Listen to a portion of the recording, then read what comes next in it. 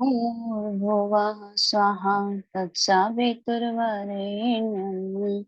भर्गो देवस्य धीमहि धियो यो नः प्रचोदयात्। ओम गुरुर्ब्रह्मा गुरुर्विष्णु गुरुदेव महेश्वरा गुरुरेव परब्रह्मा तस्मै श्री गुरवे नमः। अखण्डमण्डलाकारं व्याप्तं येन चराचरं तत्पदं दर्शितं येन तस्मै श्री गुरवे नमः। मातृवत् ललिते च पितृवत् मार्गदर्शिका नमोऽस्तु ते गुरुसत्तायै श्रद्धा प्रज्ञायुताचय। ॐ श्री गुरवे नमः। आवाहयामि स्थापयामि तत्सवितो वरेण्यं भर्गो देवस्य धीमहि धियो यो नः प्रचोदयात्।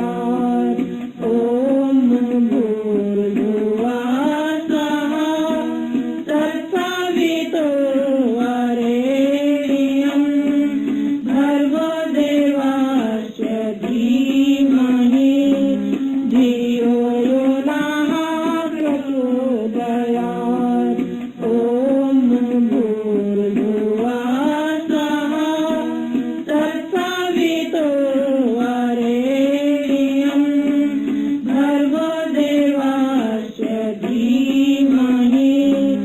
धियो यो नः प्रचोदयात्। ॐ भूर्भुवः स्वः तत्सवितो वरेण्यं भर्गो देवस्य धीमहि धियो यो नः प्रचोदयात्। ॐ भूर्भुवः स्वः तत्सवितो वरेण्यं भर्गो देवस्य धीमहि धियो यो नः प्रचोदयात्। ॐ भूर्भुवः स्वः तत्सवितो वरेण्यं भर्गो देवस्य धीमहि धियो यो नः प्रचोदयात्। ॐ भूर्भुवः स्वः तत्सवितो वरेण्यं भर्गो देवस्य धीमहि धियो यो नः प्रचोदयात्। ॐ भूर्भुवः स्वः तत्सवितो वरेण्यं भर्गो देवस्य धीमहि धियो यो नः प्रचोदयात्। ॐ भूर्भुवः स्वः तत्सवितो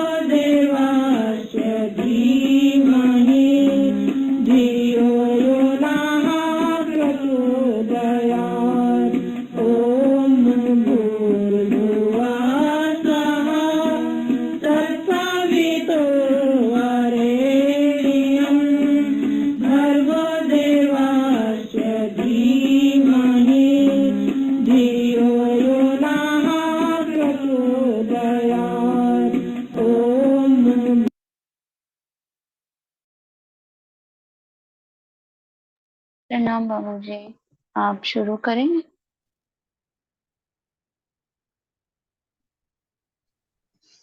हाँ, मैं राजीव कुमार श्रीवास्तव शुरू कर रहा हूँ। सभी को यथा योग्य अभिवादन और आशीर्वाद के साथ परम पूज्य गुरुदेव की सूक्ष्म उपस्थिति में आज का स्वाध्याय पेज नंबर 122 से आज का पाठ पढ़ा जाएगा।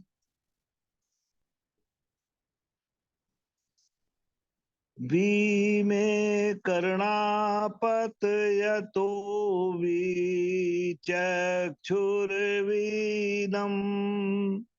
ज्योतिर्हृदयाहितं यत वीमे मनश्चरति दूरयाधिः किं स्विदक्षयामि किं नु मनीष्ये।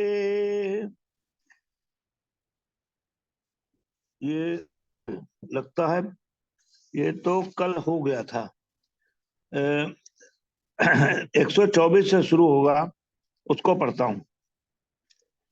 अपहि मनस्पते अप क्राम परश्चर परो निर्यृत्या आचक्षस्व बहुधा जीवतो मना।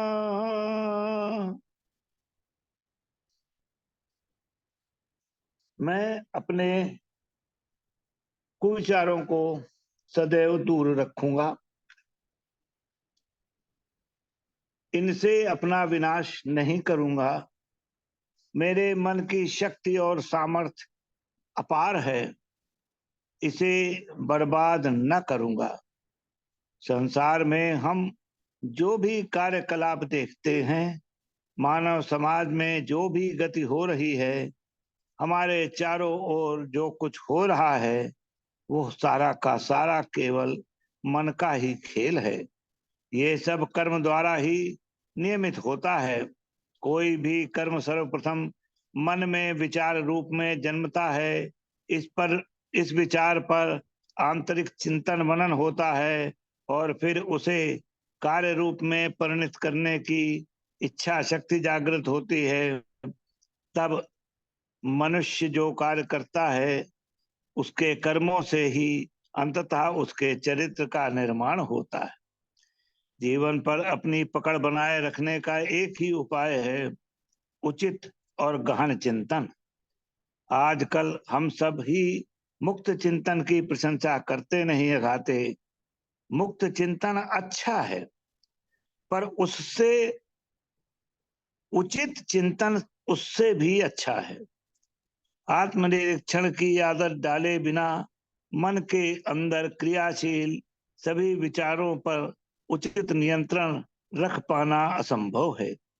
अंतःकरण में मल विक्षेप और आवरण तीन दोष होते हैं। जब तक उन दोषों को दूर करके मन को शुद्ध पवित्र और निर्मल नहीं बना लिया जाता, उसमें दूषित विचार जन्म लेते रहते हैं। वैचारिक पवित्रता होने पर ही हमारे आचरण व कर्म में उत्कृष्टता के दर्शन हो सकते हैं।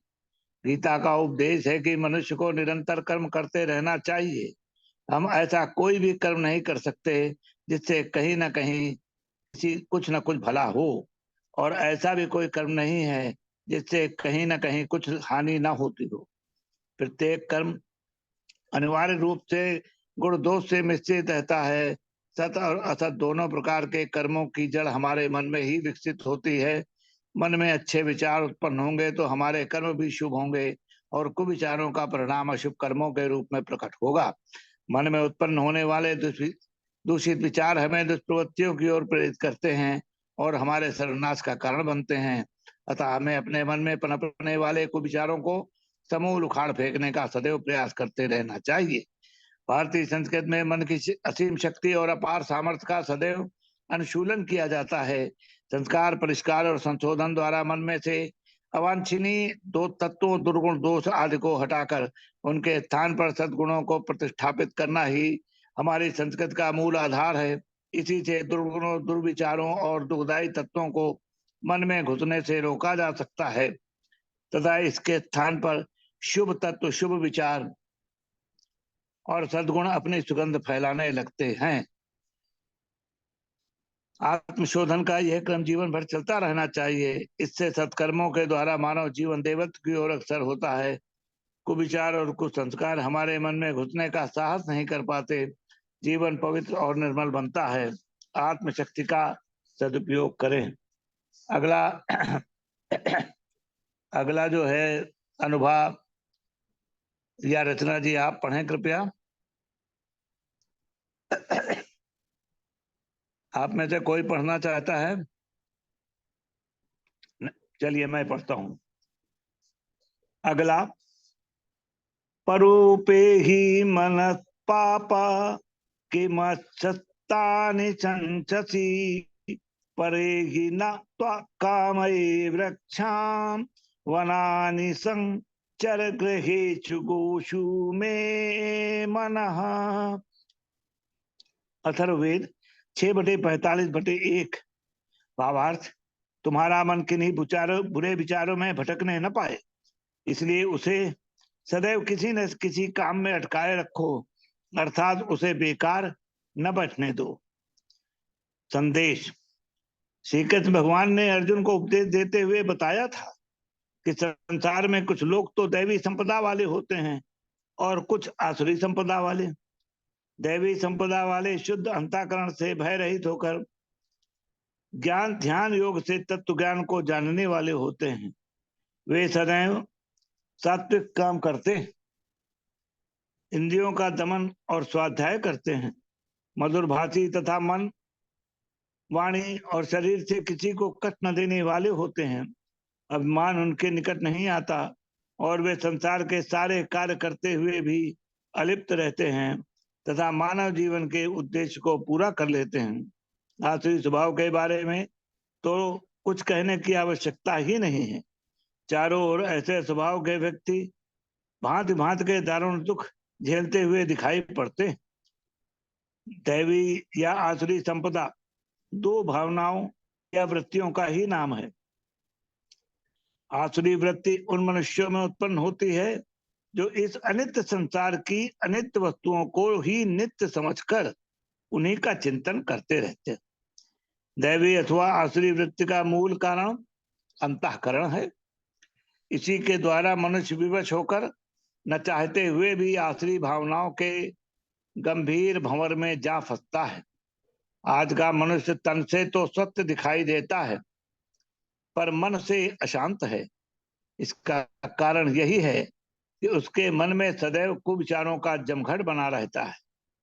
मानसिक प्रदूषण इतना बढ़ता जा रहा है कि सोते जागते उठते बैठते दिन रात कुत्सित अश्लील विचार ही हमारे मन को घेरे रहते हैं। इस दुखद स्थिति से अपने को बचाए रखने का एकमात्र उपाय यही है कि मन को सदैव शुद्ध और पवित्र विचारों से में ही नियोजित रखें, कभी उसे खाली न रहने दें। कहते हैं खाली दिमाग शैतान का घर। अतः हमें कभी भी अपने मन मस्तिष्क को खाली नहीं छोड़ना चाहिए। हर समय उसे किसी न किसी रचनात्मक लोकोपयोगी कार्य में व्यस्त रहने से मन में कुविचारों का प्रवेश नहीं हो पाता। मन को इस प्रकार कुविचारों से बचाए रखने का अभ्यास बचपन से ही करना आवश्यक है। बालपन के कोमल मन पर पड़ा हुआ प्रभाव स्थायी होता है। अतः बच्चों को सदैव ऐसे वातावरण में रखना चाहिए जिससे उन्हें सदैव शुभ विचार ही मिलें। आंखों व कानों से सदा अच्छी बातें ही देखें व सुनें। उच्च विचारों से परिपूर्ण ज्ञानवर्धक पुस्तकें ही पढ़ें। विदेशी प्रचार तंत्र के द्वारा हमारी उच्च संस्कृति पर जो कुठाराघात किया जा रहा है उससे स्वयं अपने को और विशेष रूप से बच्चों को बचा कर रखना चाहिए और दैवी संपदा की अभिवृद्धि में सदैव प्रयासरत रहना चाहिए। व्यस्त रहो, मस्त रहो, स्वस्थ रहो। मनुष्य जब हर समय किसी न किसी कार्य में व्यस्त रहता है तो वो आनंद मग्न रहता है, मत रहता है। इससे उसका शारीरिक और मानसिक स्वास्थ्य भी ठीक रहता है, आत्मबल भी बढ़ता है। आप में से कोई पढ़ना चाहता है अभी? प्रणाम बाबूजी। बाबूजी मैं पढ़ूं? हाँ, पढ़िए। जय गुरुदेव। सभी को प्रणाम।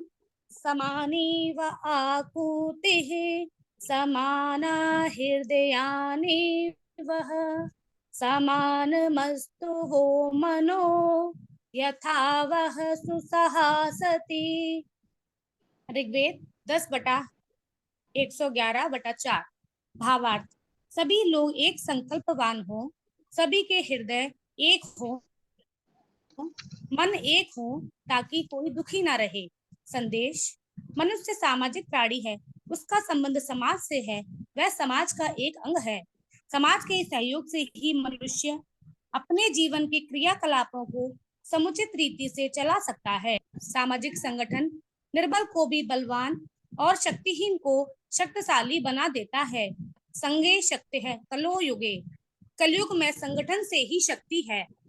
सद्गुण युक्त थोड़े से व्यक्ति भी हों तो उनका संगठित होना समाज के लिए कल्याणकारी होता है। तिनके तिनके को मिलाकर मोटे रस्से बना लिए जाते हैं, जिनसे मत हाथी भी बांधे जा सकते हैं। संगठन की महिमा अपार है। समाज में प्रतिष्ठित रूप से जीवित रहने के लिए यह आवश्यक है कि लोक कल्याण की भावना से ओतप्रोत व्यक्ति संगठित होकर कार्य करें। आसुरी व्यक्तियों के संगठन तो हर जगह दिखाई देते हैं। चोर, डकैत, भ्रष्टाचारी, व्यभिचारी व्यक्ति सदैव एक दूसरे की सहायता जी जान से करते हैं। तस्करों व अपराधियों के गिरोह अंतरराष्ट्रीय स्तर पर सक्रिय रहते हैं और समाज में दूषित वातावरण का निर्माण करते रहते हैं। इस समस्या से निपटने के लिए प्राचीन ऋषि मुनि एकत्व के महत्व को समझकर सदैव संगठन पर ही बल देते थे। संगठन के 3 मूल तत्व हैं: विचार साम्य, हृदय साम्य और मन साम्य। किसी भी संगठन के लिए सर्वप्रथम आवश्यकता है कि संगठित होने वाले समूह में विचारों की एकता हो। यदि विचारों में एकता नहीं है, विचार भेद है, मतभेद है, तो वह संगठन सुदृढ़ नहीं हो सकता। जहाँ विचारों की एकता होगी, वह लक्ष्य एक होगा, साध्य एक होगा, वह एक लक्ष्य सबको एक सूत्र में बांधे रहेगा। दूसरी आवश्यकता है हृदय की एकता। लक्ष्य भले ही एक हो, पर यदि हम उसमें हृदय से सहयोगी नहीं बनते, हृदय से साथ नहीं है, हार्दिक एकता नहीं है, तो लक्ष्य एक होने पर भी सफलता नहीं मिलेगी। मन की एकता अत्यंत आवश्यक तत्व है। लक्ष्य एक है और हृदय में सहानुभूति भी है, पर यदि क्रियाशीलता नहीं है, प्रेरणा नहीं है, प्रबुद्धता नहीं है, तो वह संगठन दृढ़ नहीं होगा। आधे अधूरे मन से किया गया कार्य कभी भी पूर्ण नहीं हो पाता। मन रूपी लगाम को नियंत्रण में रखकर पूर्ण मनोयोग से जब कार्य को गति देंगे, तभी संगठन सुव्यवस्थित और दृढ़ होगा। इस मन में हर समय उठने वाले विचारों का मानव जीवन पर गहरा प्रभाव पड़ता है। विचार ही मनुष्य को ऊपर उठा देते हैं और विचार ही नीचे गिरा देते हैं। मनुष्य जैसा सोचता है वैसा ही बन जाता है। मन का चिंतन हमारे समस्त क्रियाकलापों में अत्यंत महत्वपूर्ण है। इसलिए मन को सदैव कुविचारों से मुक्त रखने का प्रयास करना होता है। दृढ़ आत्मशक्ति के बूते ही उनके प्रलोभन से बचा जा सकता है। स्वस्थ एवं सक्रिय समाज के लिए आत्मबल के धनी व्यक्तियों के ऐसे संगठन ही ठोस आधार बन सकते हैं। यज्जाग्रतो दूरमुदेति देवं तदु सुप्तस्य यथैवेति दूरंगम ज्योतिषां ज्योतिरेकं तन्मे मनः शिव संकल्पमस्तु। यजुर्वेद 34/1। हमारे मन की भावार्थ। हमारे मन की शक्ति अनंत है। वह जागृत और सुप्त अवस्था में भी सदैव क्रियाशील रहता है। वह ज्योति स्वरूप है, किंतु मलावरण से ग्रसित है। इसलिए हमारा मन शुभ एवं कल्याणकारी विचारों वाला हो। संदेश। हमारा मन दिव्य शक्ति रूप है। यह बड़ा ही बलवान और क्रियाशील है। सोते जागते कभी भी इसका कार्य रुकता ही नहीं। हर समय कुछ न कुछ सोचता और यहाँ वहां भटकता रहता है। कभी भूतकाल की घटनाओं का चिंतन करता है, कभी भविष्य के कल्पना लोक में विचरण करता है। प्रतिक्षण किसी न किसी विषय पर संकल्प, विकल्प, चिंतन, मनन, तर्क कुतर्क में उलझा रहता है। एक पल के लिए भी रुकता ही नहीं। जागृत अवस्था में तो यह स्थिति चलती ही रहती है, पर जब हम सो जाते हैं तब भी इस मन की कार्यवृत्ति बंद नहीं होती और यह भांति भांति के स्वप्न देखता फिरता है। 24 घंटे कुछ न कुछ करता रहता है और क्षणांश में ही प्रकाश की गति से भी अधिक वेग से न जाने कितनी दूर जा पहुंचता है। मनुष्य जो मन में विचार करता है वही वाणी से कहता है, जो वाणी से कहता है वही कर्म से करता है और जो कर्म से करता है उसी का फल प्राप्त करता है। मन के विचार ही अंततः उसके चरित्र का निर्माण करते हैं। यदि मनुष्य का चिंतन भद्र एवं शुभ है तो वचन और कर्म भी शुभ होंगे तथा उनके फल भी शुभ होंगे। इसी प्रकार यदि चिंतन अशुभ होगा तो वचन, कर्म और फल भी अशुभ होंगे। मन का चिंतन सबसे महत्वपूर्ण तत्व है। बुरे विचारों का प्रभाव हमारे भीतर आसुरी वृत्तियों को जन्म देता है। मन तो लगाम के समान है जो इंद्रियों को घोड़े के समान नियंत्रण में रखती है। मन में जब कुविचार होंगे तो इंद्रियां भी कुमार्गगामी बन जाएंगी। जिनका मन वश में होता है उसकी इंद्रियां भी रथवान के सुथरे हुए घोड़ों की तरह वश में होती हैं। जो विवेक रहित मन के पीछे चलने वाला सदा अपवित्र विचारों से ग्रसित रहता है वह जन्म मरण के चक्र में भटकते हुए दारुण दुख पाता है। और जो विवेक संपन्न मन को वश में करने वाला निरंतर शुद्ध एवं पवित्र विचार करता है वह अपने सत्कर्मों के फलस्वरूप मोक्ष प्राप्त करता है। मनुष्य के मन का अज्ञान और ज्ञान, शुभ और अशुभ विचार ही उसके बंधन या मोक्ष का मूल कारण होते हैं। हमें सदैव यह प्रयास करते रहना चाहिए कि कुविचारों के मल आवरण से हमारे मन की ज्योति धीमी ना पड़ने पाए। मन में उठने वाले संकल्प प्रभाव में एक भी अशुभ संकल्प हम में न उठे। मन द्वारा सदा दिव्य, शुभ एवं कल्याणकारी संकल्पों का प्रवाह ही चलता रहे। विचारों की यह दिव्यता हमारे कर्मों में भी परिलक्षित होती है और उन्हीं के आधार पर समाज हमारा मूल्यांकन करता है। हमारे कर्मों के आधार पर ही हमें यश अपयश, मान अपमान मिलता है। मन की पवित्रता ही हमारे कर्मों को पवित्र बना सकती है। प्रचंड आत्मबल संपन्न व्यक्तियों के लिए यह कार्य असंभव नहीं है। येन कर्माण्य पशो मनीषिणो यज्ञ विदथेषु धीरा यद पूर्व यक्षमन्तः प्रजानां तन्मे मनः शिव संकल्पमस्तु। यजुर्वेद 34/2। भावार्थ, मन से ही पारलौकिक साधन तथा लौकिक सुख प्राप्त होता है। यह प्राणी मात्र के भीतर रहता है, इसलिए हमारा मन शुभ और कल्याणकारी विचारों में सदैव रत रहे। संदेश, अनेक पुण्यों के फलस्वरूप मानव जीवन प्राप्त होता है। यह मानव जीवन सत्कर्म का साधन है। इसका ठीक उपयोग होने पर मनुष्य शाश्वत आनंद प्राप्त कर सकता है। वेद की शिक्षा है कि इस जीवन में मनुष्य का सदा उत्थान हो, कभी भी वह पतन की ओर न जाए। पुरुषार्थ, उत्साह और स्वावलंबन का आश्रय लेकर जीवन को अमर बनाए, मृत्यु के बंधन को तोड़कर सदा उन्नति की ओर बढ़े और दीर्घायु प्राप्त करे। मनोबल कार्य सिद्धि का प्रमुख साधन है। जो जिस कार्य में जुट जाता है वह उसको पूरा कर ही लेता है। संलग्नता, अटूट विश्वास और निष्ठा उसे सफलता देती है।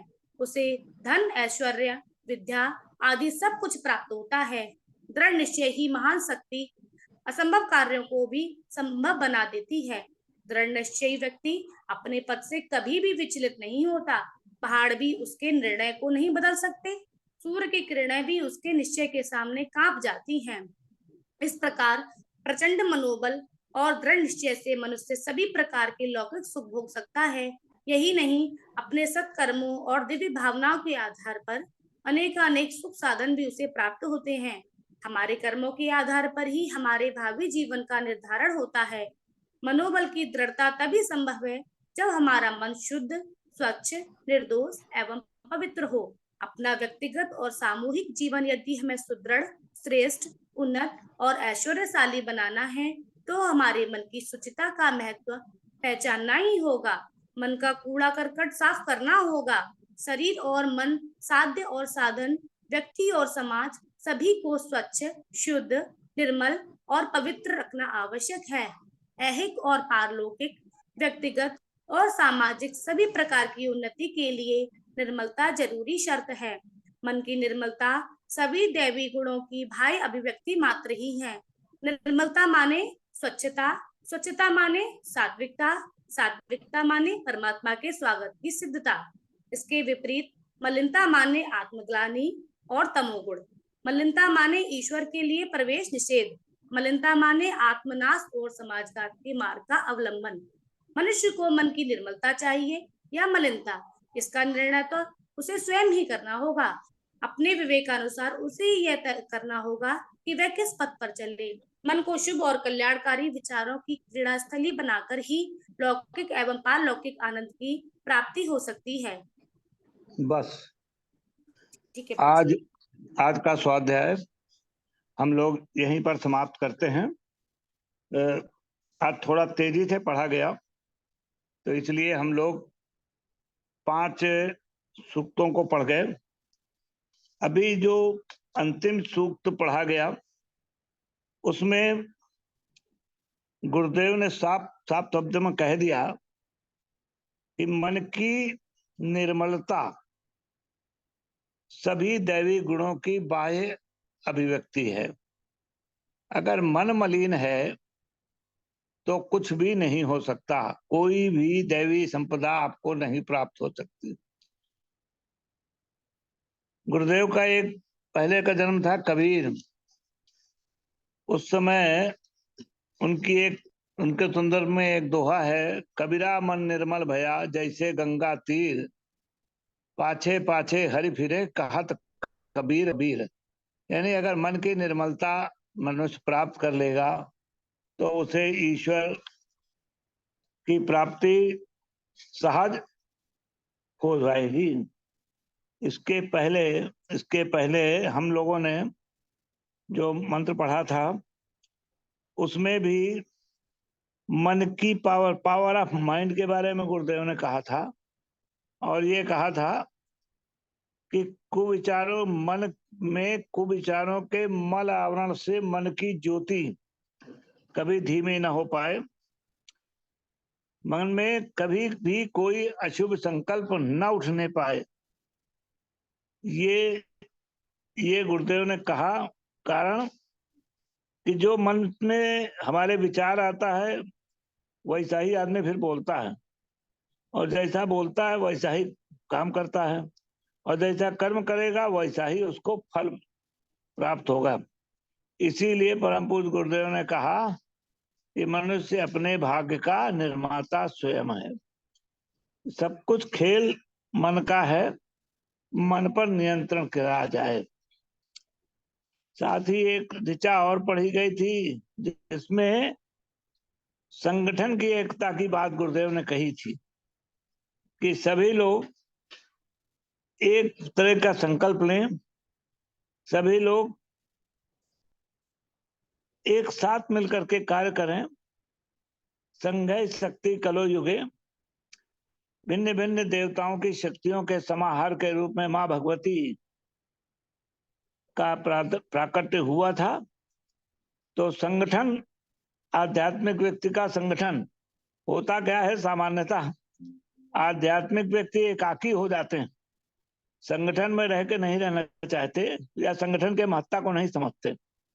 परम पूज्य गुरुदेव ने मशाल के नीचे खड़े हुए लाखों सही मार्ग वाले, ऊंची सोच वाले लोगों के समूह को और उससे जलती हुई परामन की दिव्य पराज्योति को ही मिशन का वो बनाया, सिंबल बनाया है। हमारा लोगो वही है और ये साफ बताता है कि मन एकता, मानसिक एकता कितनी आवश्यक है। संगठन के 3 ही तत्व हैं कि विचार एक हो, हृदय एक हो और मना साम। ये तीनों चीजें बहुत आवश्यक है। जहां ये 3 नहीं है वहां तो एकता नहीं रहेगी। और हम सब परम पूज्य गुरुदेव के बेटा बेटी हैं और वे हमारे पिता स्वरूप हैं। तो उनकी यह बात हमको लोगों को सदैव जीवन में ध्यान रखना है। और इसके पहले परम पूज्य गुरुदेव ने मन को कुविचारों से बचाने के लिए ये कहा कि बच्चों को, जो बच्चे छोटे छोटे बाल मन जो है अबोध होता है, तो छोटे से ही बच्चे के मन में इस कुविचार से बचने का अभ्यास डालना है। और संदेश गुरुदेव ने बड़ा प्यारा दिया कि व्यस्त रहो, मत रहो, स्वस्थ रहो। गुरुदेव हम लोगों ने शांति कुंज में सुना, कई लोग ये कहते हैं कि व्यस्त रहो मत रहो, पर अस्त व्यस्त मत रहो। आजकल अस्त व्यस्त रहते हैं, व्यस्त और मस्त नहीं रहते। तो इतनी सी बात है। बाकी 2:06 हो गया और मैं अब अपने को म्यूट कर लूंगा। मैं किसी काम पे हूँ। आप लोग अपना जो बोलना चाहें अपना बोलिए और अपने मन की बात को यहाँ पर अवश्य बताइए। सभी को प्रणाम।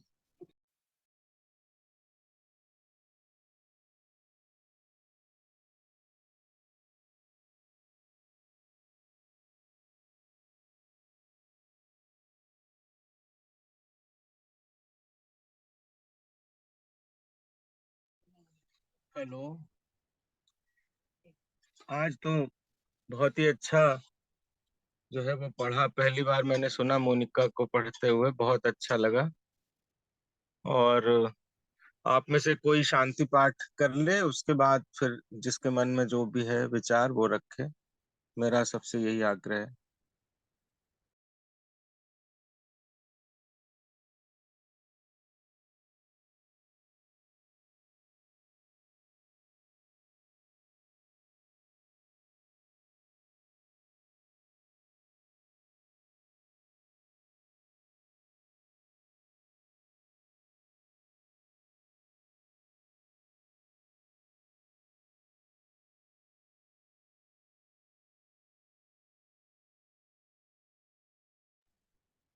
हेलो। आइए शांति पाठ करते हैं। ओम द्यौः शांति अंतरिक्षं शांति पृथ्वी शांतिरापः शांतिरौषधयः शांति वनस्पतयः शांतिर्विश्वे देवा शांति ब्रह्म शांति सर्वगं शांति शांतिरेव शांति सामा शांतिरेधि। ओम शांति शांति शांति सर्वारिष्टासु शांतिर्भवतु। प्रणाम सभी को। मैंने हमेशा से एक बात कही है विचारों के संबंध में, आज भी कहता हूँ कि हमारा जो भी उद्देश्य होता है, हमारे विचार उसी के इर्द गिर्द घूमते रहते हैं। हम अपने उद्देश्य को अगर परिमार्जित कर लेंगे तो विचार अपने आप परिमार्जित हो जाएंगे। आप लोग भी बोलिए अपनी अपनी बात।